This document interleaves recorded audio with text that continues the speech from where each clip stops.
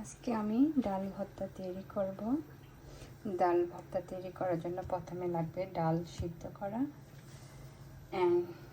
কিছু লাগবে পেঁয়াজ কুচি, ধনিয়া কুচি, কাঁচামরিচ কুচি, আর আমি দিয়েছি চিলি ফ্লেক্স কিছু 1 চামচ, আর পেঁয়াজ বেরেস্তা, আর মাস্টার্ড সল্ট, সরিষার তেল এবং লবণ।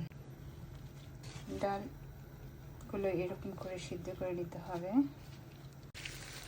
হাত দিয়ে এগুলো সব ম্যাশ করে নিতে হবে।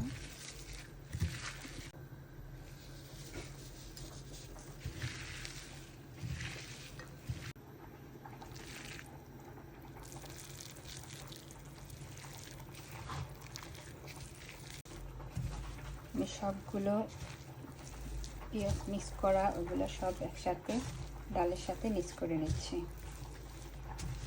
আসলে ডালগুলো খুব জোরে জোরে করে চেকলিয়ে নে, আলতো হাতে এগুলো মিক্স করতে হবে।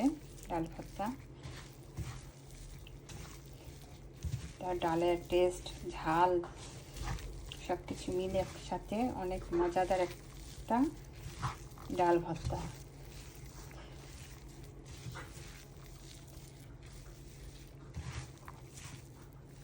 এই হয়ে গেল আমার ডাল।